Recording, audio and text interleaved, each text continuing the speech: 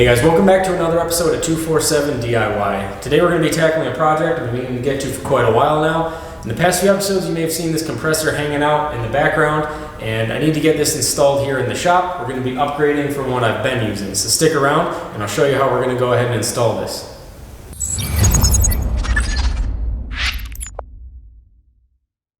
So for years and years I've been using this 21-gallon air compressor here that I picked up at Harbor Freight. It's done great for me. I've never had any complaints with it, and I've definitely put it through its paces. But what I've noticed this past year is it works really hard to the point where it overheats before it even reaches about 30 psi, and then it'll trip the thermal breaker. You got to wait a few seconds. You can hit the reset. It'll pump up for 30 seconds to a minute, and then it'll kick back off. I don't believe it's a faulty thermal switch. What I think it is it's simply wore out. I have always kept an eye on the oil level, but it is a pretty inexpensive air compressor, and I'm pretty sure just the cheap nature of it, over time I've worn the piston, either the cylinder or the rings inside of there. I have noticed there's quite a bit of excess pressure that comes out of your oil fill cap there, which is never good. I mean, there's a hole in it for a reason, to allow a little bit of crank pressure to come out. But there's a lot that comes out. So I think it's simply not creating enough pressure to fill the tank in a timely manner, and then therefore it overheats. I was going to look into maybe rebuilding the cylinder on there, but I couldn't find a good rebuild kit. I didn't search very long, so I might be able to find one, rebuild this, and use this up in the garage. But I have a few projects coming where a larger air compressor, like the 60-gallon one I just picked up, will come in handy. For example, the wife wants the bed of her truck Rhino lined, and I'm looking at kits to do that. A lot of them come with their own gun, and you need a certain amount of CFM to do that right, and this and most air compressors just aren't going to cut it. The barn here, when we moved in, I was lucky enough where it does have air line that runs all the way over and down over to there. So I get two runs. I have like my main line right here, and then I have a secondary line over here. The secondary line doesn't get used that often, but after I had done a little bit of research, I found that this black pipe, I obviously painted over it, but this black pipe is not the best choice for running compressed air, simply because it can rust on the inside with the moisture and all of that. So what we're going to be doing is getting rid of this air compressor and getting rid of this line system, and we're going to be installing a brand new line system with our new 60-gallon compressor. And so, because I'm the type of person that can't just do things the way that they would be done quickly or cheaply or in a timely manner, I have devised installing the 60-gallon compressor with a complete overhead run of airline that's going to give me, I think I planned out for 3 runs around the barn, plus a 4th in the back that I won't be doing right now, but we'll be getting to later on. It'll just be exactly like what we're doing in here. It'll just go through the wall into that back half of the barn for doing things back there. So you can see right here, we have this big spool of blue hose. It's not really hose, it's a kit that I ordered on Amazon. It's for compressed air. We'll get to all that in a minute, but first we need to get this compressor over in the corner, which I've just cleaned out of all the debris and stuff that's collected over the years. And we need to figure out the spacing for it, and I'll explain all of that and why we're doing that in just a second.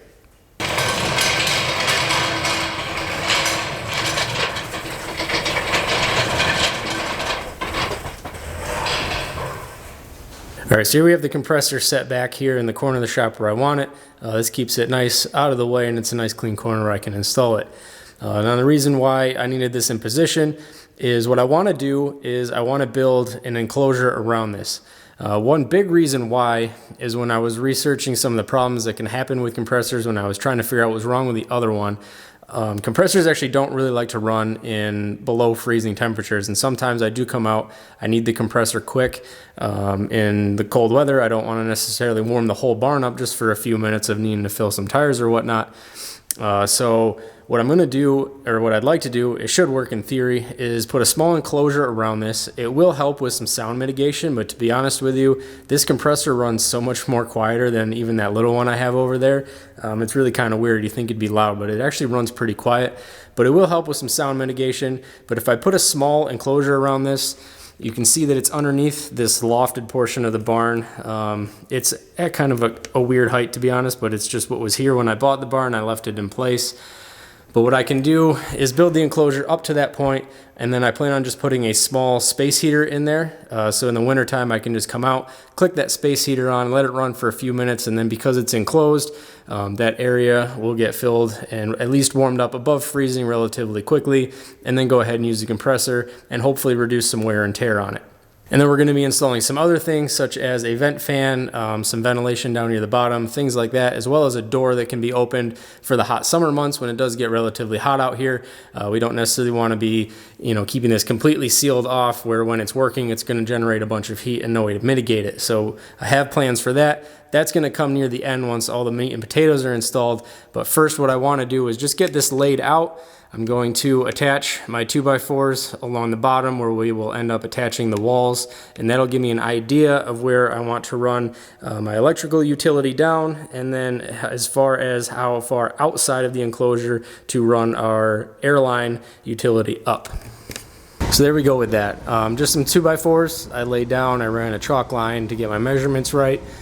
Drilled some holes in the boards, and then drilled some holes in the concrete with a hammer drill and a masonry bit, and used some tap cons to hold those down. And that's basically what's going to be the footing plate for the walls that we do here for this enclosure. But the enclosure is going to come last once everything's hooked up, so we're going to be moving away from that, and now we need to run electric. So up there we have the 220 run that goes over to our lift that comes up over that way. So basically we just need to come out of that box there to the left and shoot over and then down to where the compressor is.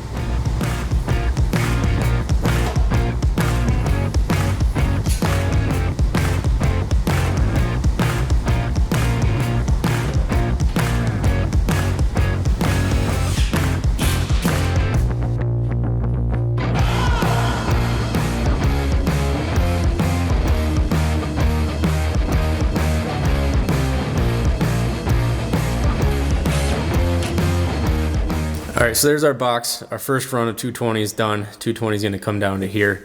Now what I want is over here inside of the compressor enclosure is I want a 220 outlet for the compressor as well as a 110 outlet for a couple of accessories, and I want them both to be switched. So we're going to place two switches in here, and I'm also going to run 110 from this outlet straight over to here, and we'll have both switches in this box. I don't necessarily know if that's something that you're supposed to do, is put a 220 and a 110 switch inside the same box, but it's going to make things a lot cleaner. It's also why I placed this box a little higher than you would typically see some switches. It's going to make a nice easy run straight over. I just placed it the same height as this existing outlet. So let's run some more conduit over to there. We'll get our boxes set up over here for our outlets, and then we can think about running some wiring.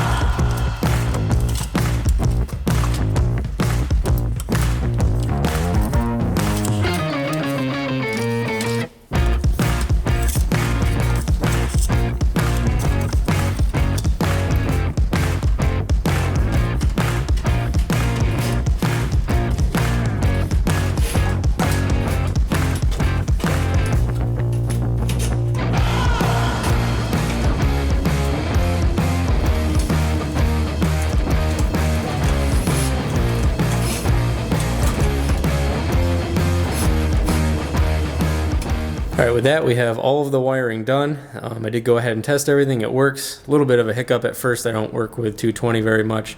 I didn't pay attention to the line versus load on the switch and tripped the breaker on the first try, but went back to the instructions and realized I wired it wrong, so we're all good now. The 110 here is on a switch, and the compressor 220 is on a switch. And if I didn't explain it before, this compressor was going to need a switch anyway. It actually doesn't have an onboard switch on the unit itself. It's basically just plug in and it turns on. So this was going to need a wall switch anyway. So our enclosure wall for the compressor is going to go right about here.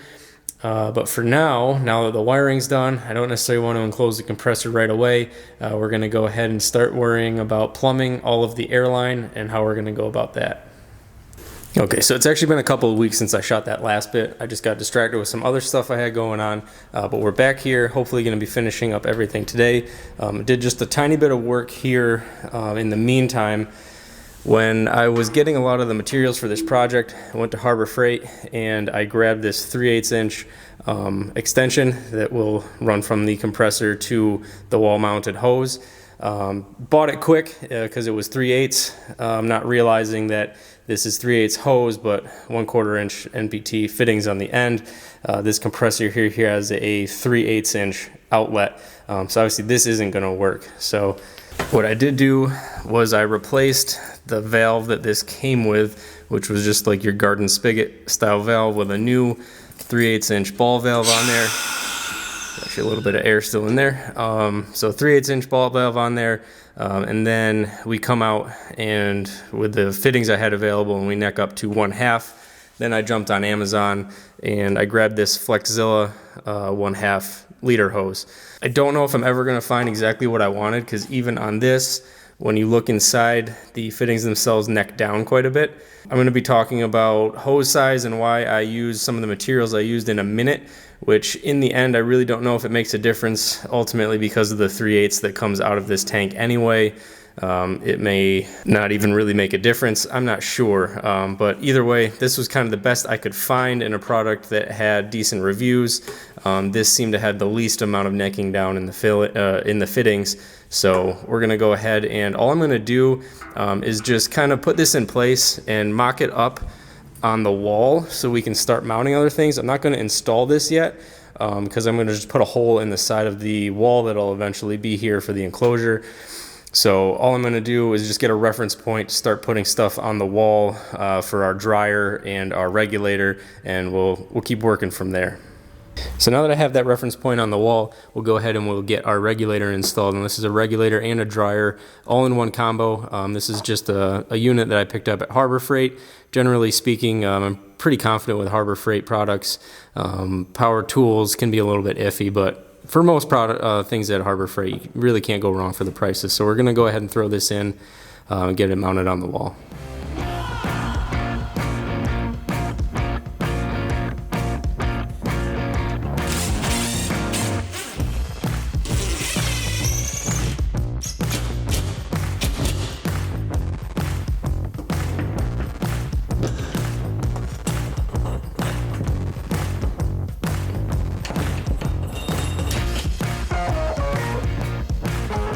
So that's all installed, and this does have 1/2 inch MPT fittings on there. So this male swivel end on our whip coming from the compressor will just go right in on this side of the regulator.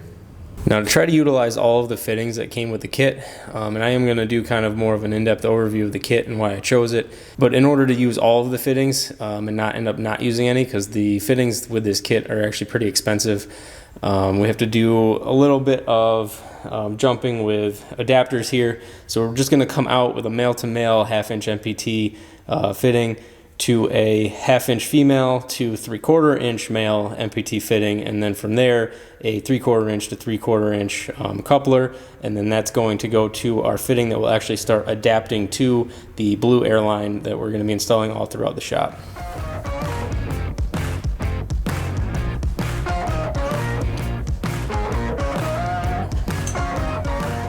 And here's the compression fitting we're going to be adapting to here, from the fittings to the airline hose.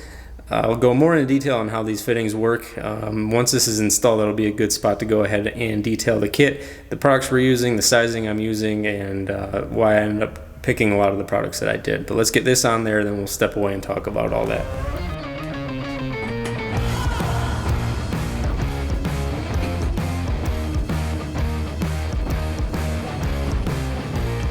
So this is the bulk of the parts and pieces for the RapidAir Maxline kit that I ended up going with. There are some other odds and ends that I'm going to be needing for this project that aren't necessarily part of Maxline branded stuff I'm not showing here. There's also some generic stuff up here I'll explain in a second. But this is the 3/4 inch hose. Now, I mentioned earlier when we were talking about whether or not I thought it was going to matter, I did a good amount of research on if I should go with 1/2 inch or if I should go with 3/4, because initially I was looking at the 1/2 inch kit. It's considerably cheaper for the 1/2 inch kit. Kind of went back and forth. I was looking at some advice on some like DIY garage building and shop building forums on what to go with. It seemed like the general consensus was go with go as big as your budget can allow for. And it was one of the, I probably would have been perfectly fine with 1/2 inch hose. But one of the big things was when you look in the reviews and you look at these fittings, they neck down considerably inside of the fittings. So even if you go with the 1/2 inch kit, the fittings themselves were necking down to about 1/4 inch in the inside diameter.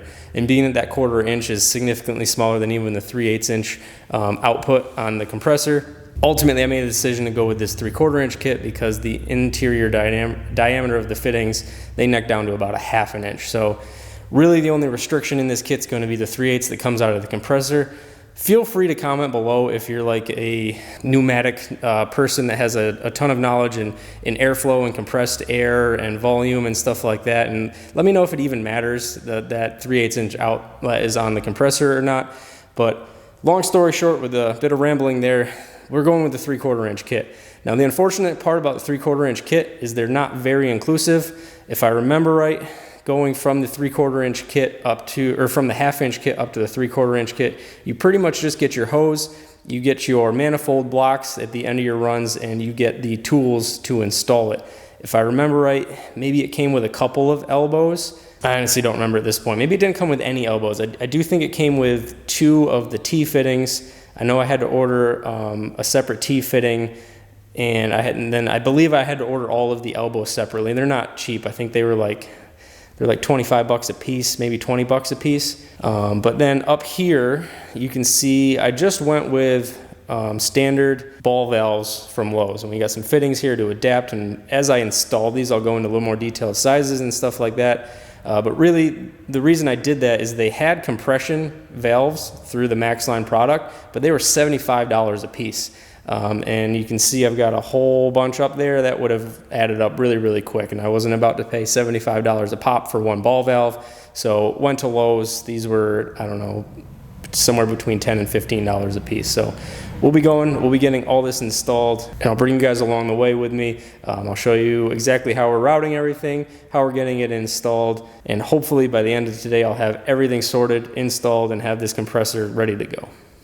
So the next thing I'm going to do, and it may not be 100% necessary because each one of the manifold blocks that comes with the kit that goes at the end of your run, where you would connect up your air line for an air tool or your hose reel for an air hose, each one of those has a little valve at the bottom of it that you can open up. But I do want to put a T right in here and just do a short downturn off of the T with a valve, so that at the end of the day when I'm done working, I don't want to leave all that pressure in the system and in the tank. I can just open that ball valve a little bit and let the pressure off of the system. So we'll get that installed first. It'll be in a nice convenient spot here rather than having to go over and find one of the manifolds and do it that way and possibly forgetting. It'll be right here. It's not far. Actually, it's just right below the switch to turn the compressor off when I leave for the day anyway. So I'll be able to remember, just open that valve and I'll be able to dump all the pressure out of the system. And so I'm going to show you guys how the compression fittings work on this first T here. But first I wanted to just talk about straightening the hose out. And big shout out to whoever it was in the reviews on Amazon who posted this. You can buy a straightener from MaxAir, but it was about 125 bucks for the one that can handle 3/4 inch. and being that it was probably something I was only going to use once, I really didn't feel like spending $125. But a guy in the reviews said this: you can get a piece of rigid pipe and then just feed your hose through. Now, it doesn't come out perfectly straight on the other side. Obviously, the tighter the diameter inside of the pipe, the straighter it's going to come out the other end, but it is straight enough where you can either follow an edge where you're routing the hose and it'll be more or less in place. You just have to push it into place and secure it, or run a chalk line and then just same thing, just secure it along your chalk line as close as you can. It scratches up the outside a little bit. I'm not worried about it. This is, just a shop where I do automotive work and other various things, so I'm not too worried if there's a little bit of scratching on the outside. I just thought I would say that it does scratch up a little bit. If you were to use like PVC, it'd probably be a little bit kinder. This is just some iron pipe. I don't know the exact size of it. What it is we've remodeled a whole bunch of our closets in our house, and these were the hanger rails in those closets, so I've got a whole bunch of this. The longer your pipe, the straighter it's going to come out the other end as well, but the longer the pipe, the greater length and friction along that pipe, it's going to be harder to push through.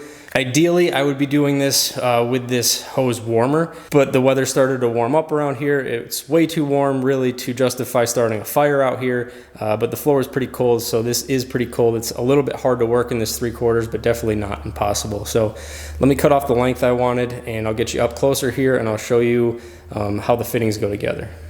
All right, so we have our piece cut here, the first jumper to come out of that regulator and to our T-fitting.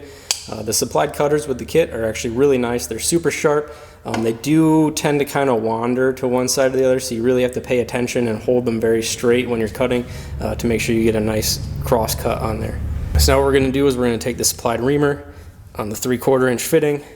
Instructions say do at least 3 turns. And you can see it actually, sorry, it got a little out of frame there, but you can see it actually bevels the outside. It cuts a little bit away on the outside and it cuts a little away on the inside to give you a nice smooth bevel to push onto the fitting. Since we're right here, we'll go ahead and do both sides. Now we have our fitting. So we're going to install this one here first. So if this was a long section and you didn't want to fish these down, you would put your collar on first and then your locking ring, and then slide them down, and then once you get your fitting on there, bring them back. But because this is so short, I can just slide them on as needed. Obviously when I get over to do the other side, I'll have to do it that way. Then we're just going to take our fitting, I'm going to press it all the way on till it seats against the shoulder of the fitting there. I'm going to slide our locking collar on, and then our threaded collar over the top of that. And then as per the instructions, we're going to tighten it 3/4 of a turn or until tight. So we'll put a little reference mark on there. And what do you know, I don't have a crescent wrench that will open up that wide, so I'm going to have to see if I can get by with some channel locks here.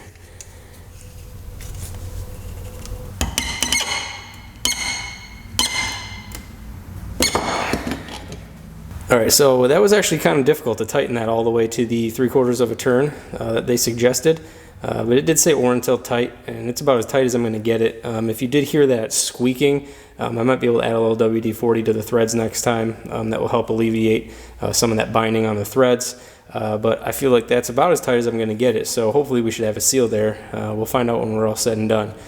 So I'm going to get another little very short extension piece on right here, so that we can then go to an adapter to our valve.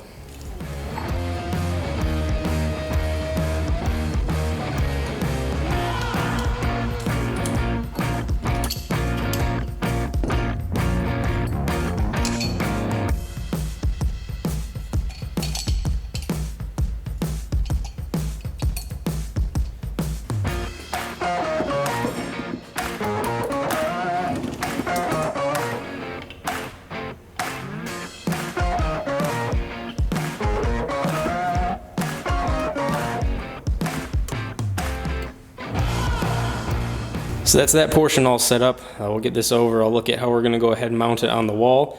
So let's head over there.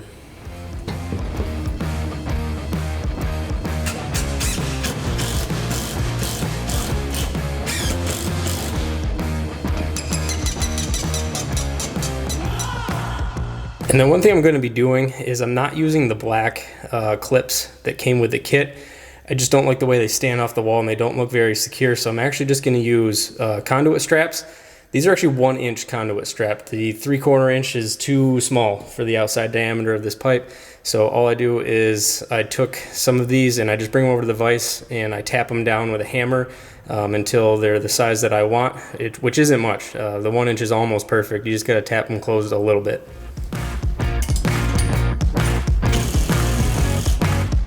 So now we're just going to continue to build our line. I'm going to come out to roughly about here. It doesn't matter exactly where.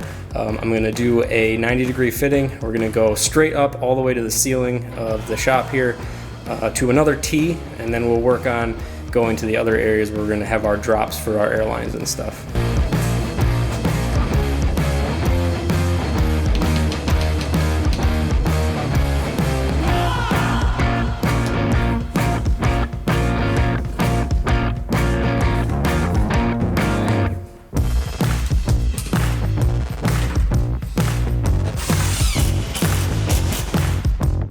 Alright, so we installed that extension piece that runs up through there, and then our first drop actually isn't going to be too far. It's going to be right over here, and it's going to drop down, I'm thinking right here, maybe over here, but I'm pretty sure I want it to drop down inside of this post.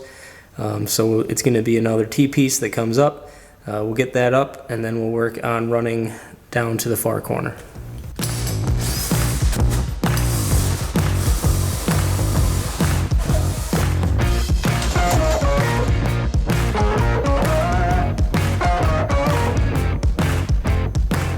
All right, so next up at the bottom of that run is going to be installing this manifold, I guess you could call it.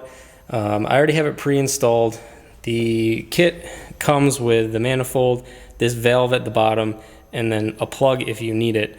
You would have to plug one of the ports. There's a hole on the back side here. If your installation's coming through the wall, you can go directly in the back. We're not using that, so we just threw some Teflon tape on that plug, sealed that up, and then we also have the valve here at the bottom. And what doesn't come with the kit, because we put that 1/2-inch MPT valve in line, is this 1/2-inch MPT male-to-male connector here, and this will just go into the 1/2-inch valve. Then we'll simply put a block to space it appropriately out from the wall and secure that in place. I'm not going to have anything installed here right now, but this would basically be where your jumper would go out of here into whatever, air hose or hose reel or whatever you're hooking up to it. So let's go ahead and get this installed.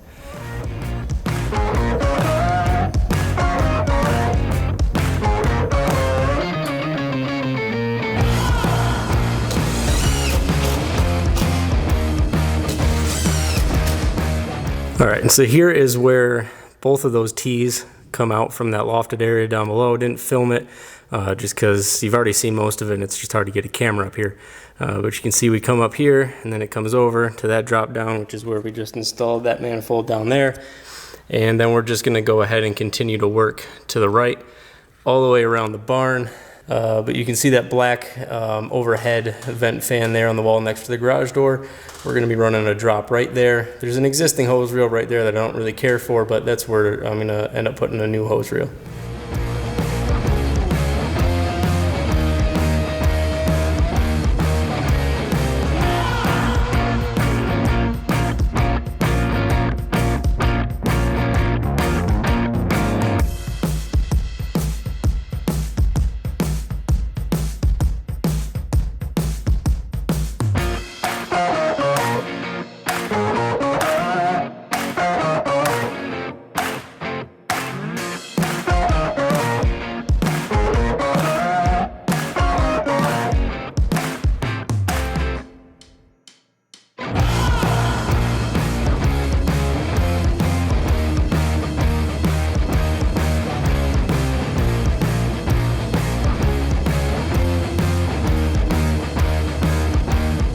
All right, so as you can see, we come right off there. I ran it up through.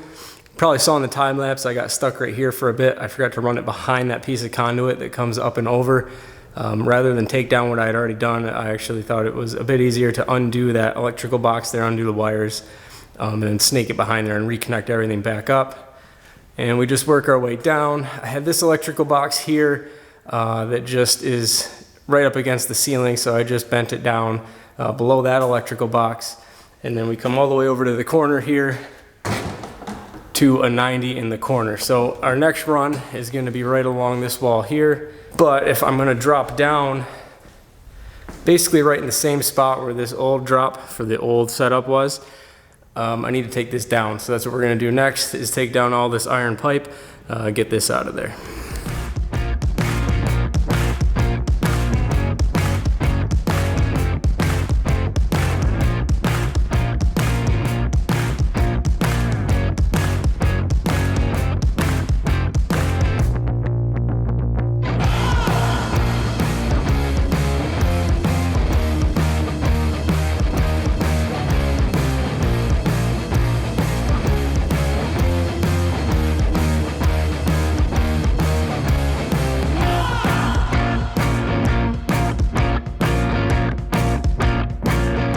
All right, so now that that's down and that drop right there is out of the way, we'll start down there and work our way over here.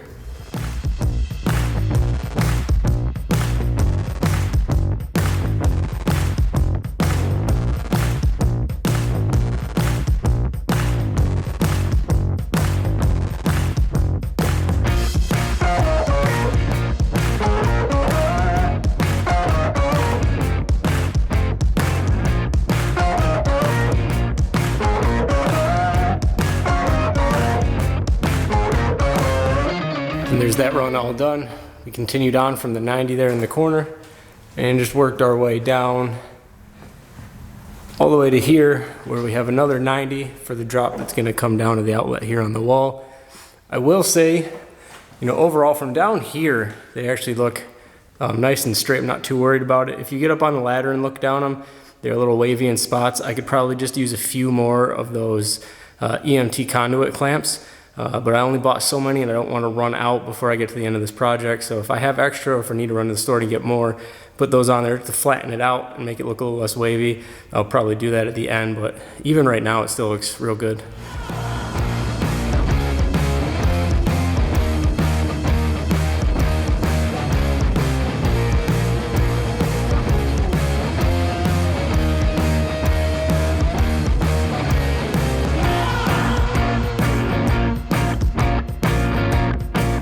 And there's that drop all finished up, comes down the wall, comes to our outlet.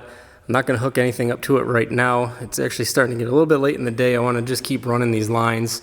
I'm not even sure I'm gonna finish those yet, but the next thing we need to do is do this short piece off of that T that comes up from the compressor over the corner before we can start working across this wall here.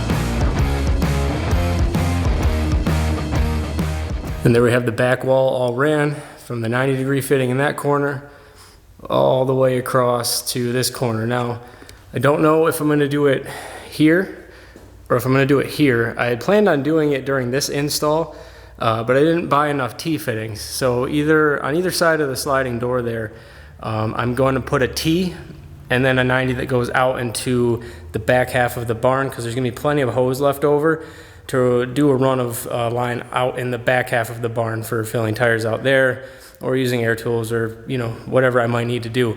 But that's not what I want to get done today. That'll be another project down the road. So I just have to decide what side I want on there, order a T-fitting, and then it should be as simple as undoing those clamps I have it held up there with, then cutting it and adding in the T. So next, we're gonna go ahead and work on this run. Apologize, the picture's probably getting a little blown out because of the light right there. But we're gonna drop it down right here so that it's basically just to the other side of this post on the 2-post lift. I'm going to get a hose reel that's longer than that one, probably double the length of that one. That way from here, I can go to the front, I can go to the back, or I can even reach kind of the halfway point on the other side of the lift over here. And then that hose reel there will end up getting installed over there.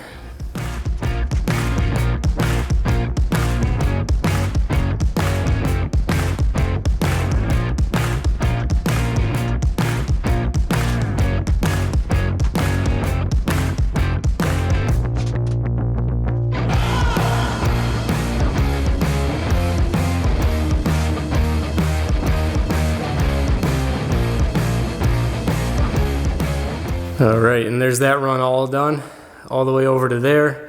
Last but not least, we're just gonna do our drop down to here.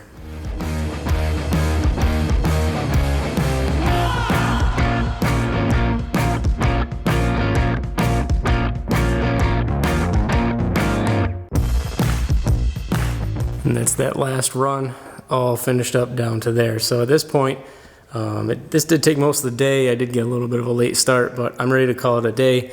So I've got all the valves closed on there. We can go ahead and turn the compressor on and just double check that we don't have any leaks. I did throw this leader line on here. I know I said I was gonna wait, but I think what I'm gonna do is I'll just, when the wall panel for the enclosure goes up, I'll just cut a notch in it. Same thing I'm gonna have to do for the conduit there. So that's that. So let's get this turned on and just verify that we don't have any leaks.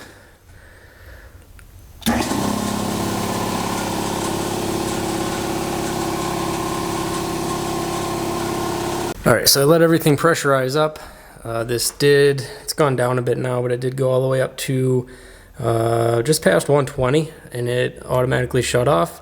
Which is good. First time use, you always get a little nervous if those things are still working, especially on an old compressor. But it did do the auto shut off. The only thing I'm a little concerned about is when it did the auto shut off, it also pushed this emergency pressure relief valve out a little bit, and it was just leaking a little from here. I messed around with it a little bit. Accidentally did pull it all the way out and gave my eardrums a good blast. But pushed it back in. It's sealed now that it's not at that maximum pressure. So I don't know if maybe that's just a leaky O-ring in there. If anybody knows anything about these Sanborn compressors or just larger compressors in general, let me know if that's not normal and if there's a way to go ahead and repair this little valve here. Outside of that, everything seems to be good. We've got the regulator set to about 60 PSI. I went around to every single outlet and I actuated the valve, and everything works good on every outlet. So with that, I'm gonna call it a day for today. We'll shut it down here and we'll get right back at it probably tomorrow, if not the next day. So see you in a little bit. All right guys, and we're back. It's the next day. I'm getting a little bit of another late start again.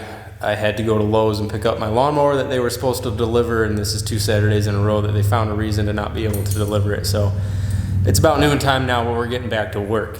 I did come out. I got a little bit of work done while I was waiting on customer service to call from Lowe's. It's not a lot. Let me show you what I did, and then we'll get back into getting this project wrapped up. All right, so I got this hose reel mounted here. Remember, it was over there. I got it off of that wall. We got it mounted up over here. This one's been good for years. I've just found it to be pretty short at times. I got to remember how long this one is and either get one twice as long or maybe even 3 times as long. And we're gonna mount that one over here on this wall, and I still remain undecided on exactly what I'm gonna put over there on that wall, but it's there should I need it. All right, so next what I was gonna do, I picked up this automatic tank drain kit from Harbor Freight. It seemed like a good idea, but it actually doesn't come with instructions. And then the more I looked into how to install it, it is a little convoluted. Basically, this line here that comes down, you would disconnect somewhere up here. You could probably do it down here. I don't know if it would make a difference, but you put that little T in there, and then you take that rubber line, you would run that down to your valve, and the whole setup's just a little convoluted. I generally don't forget ever to drain the tank when I'm done with it. At least if it's going to be sitting for more than a couple days, like I might forget if I'm planning on just using the next day and I go inside. But I think what I'm going to do instead, just to eliminate having to worry about undoing those lines and having another line just coming down there and that whole kind of tree of fittings and stuff that kit uses, I'm just going to put a cable pull style drain on the bottom so I don't have to get down on my hands and knees. I'll just put that on like I said, on the cable pull style. It'll run through the wall when it's on here, and then I'll probably just put like a little pulley on the other side just so it's not pulling against the hole in the wood. And then I can just pull straight up on it, release the pressure down there, and drain the tank that way. All right, so now I think I'm just gonna move on to building the enclosure for this. I don't have an exact game plan about how I wanna go about it. I'm just gonna be kind of figured out as I go. I thought about it, and I have a general idea of what I'm gonna do, but again, like I said, it's just gonna be kind of figured out as I go along. In my head, originally, I had planned on having it come all the way up to the bottom of this little loft area, but that seems excessive. It's just gonna come somewhere up above, like in there, and then above those outlets.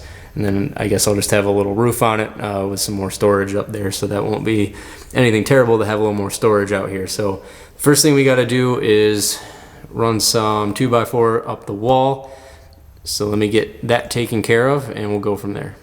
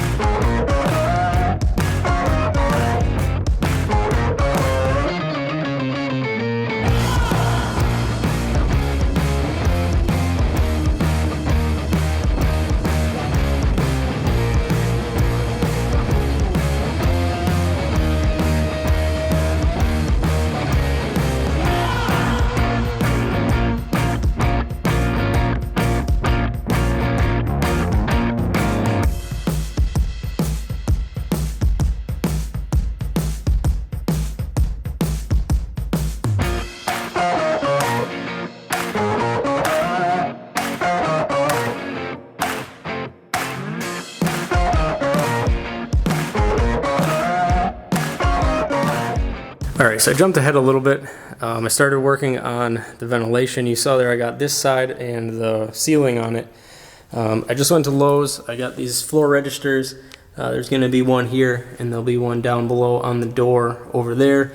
I'm just gonna take some construction adhesive and glue it in there. That should be fine. I also took out the little metal flap that opens and closes it because I'm not gonna ever have a reason to need to close it.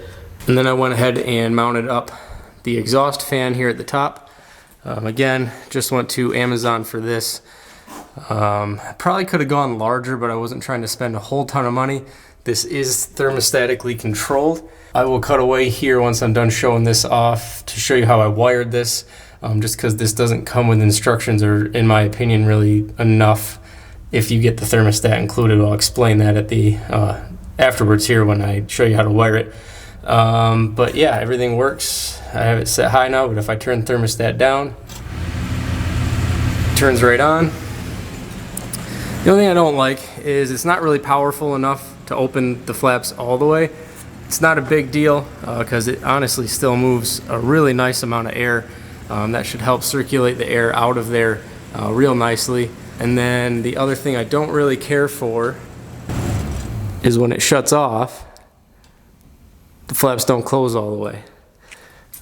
It's kind of weird because if you open them all the way, and I even added some WD-40 to the joints, they slam down just fine, but because it only opens it that far, if you let go from there, they don't shut all the way. So I can't make them heavier to make them close all the way because then the fan won't blow them open all the way. So I don't know if there's a way that I can adjust those or not, but either way it'll work. This is indoors, so it's not like it needs to be sealed.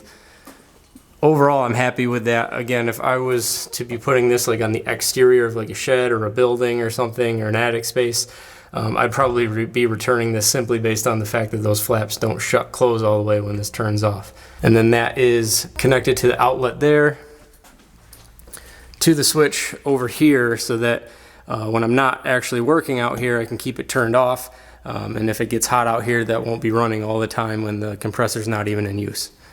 So yeah, this is how I ended up doing it. I'm a little disappointed in this kit, just for the sheer lack of, if you do choose to have the thermostat included, the lack of included supplies you would need to hook up both of these. What I ended up doing, just because I didn't have like more power cable on hand where I could have mounted this thermostat in a better location, I always have a bunch of this EMT stuff, conduit, laying around. Now the hole in the electrical box on the fan itself is not accommodated for like a 1/2-inch knockout, but it's enough where you can thread it in there, and I threaded it in until I just didn't want to thread anymore, so that's in there secure. And then another, just a short piece of 1/2-inch EMT, another knockout into the control box here.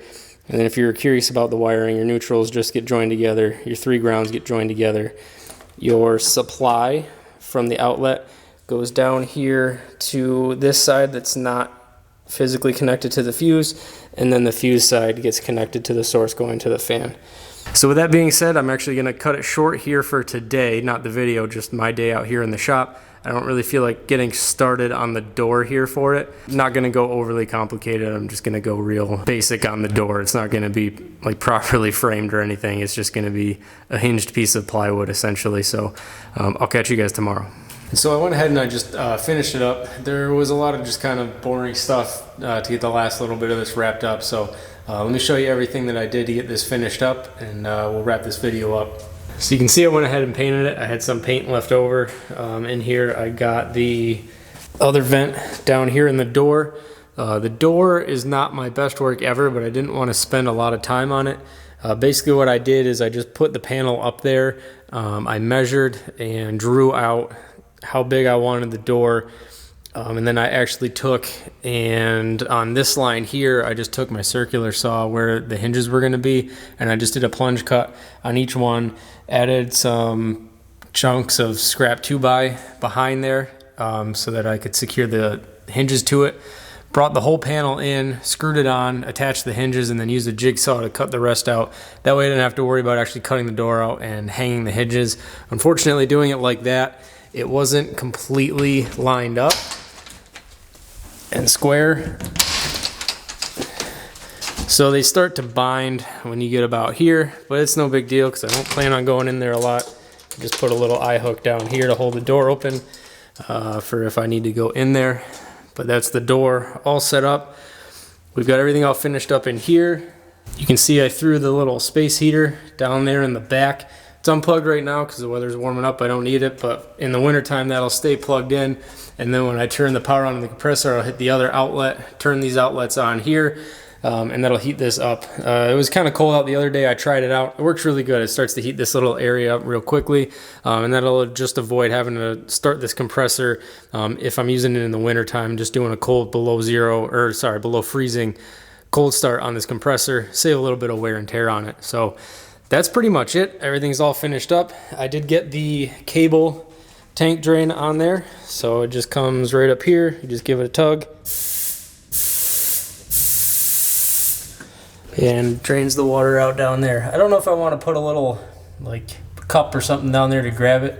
I don't know if just that little bit of moisture in there draining all the time will create any like mildew issues in here, but I'll just have to wait and see what happens. Like I said, that's about it. I do think I'm just going to change the oil on this because I don't know. Last time it was changed. Not too crazy on that. We'll just get some air compressor oil in there and that'll be good to go. So that's going to do it for this one, guys. What do I think about the kit? Honestly, I'm actually really impressed with it. I did go around and I sprayed all of the compression fittings, and everything that was included with the kit was soapy water. There's zero leaks with any of that. Anything that was part of the Maxline RapidAir Master Kit. The only leaks I did find was with the ball valves that I grabbed at Lowe's and put those in line. So what I'll do is, you'll remember from a previous video, if you watch the channel, when I installed the air ride on the WRX, I got some of that liquid Loctite thread sealant. I'll go ahead and I'll pull these apart if they start to bother me enough with just the leaks at the ball valves. That thread sealant should take right care of it and fix everything right up. So I know this was a bit of a longer video, maybe not necessarily in time frame, but in terms of everything I crammed into one. So if you have any questions, feel free to leave a comment below. And if you enjoyed the video, be sure to hit that like button. And as always, if you're not subscribed already, please go ahead and subscribe. Thanks.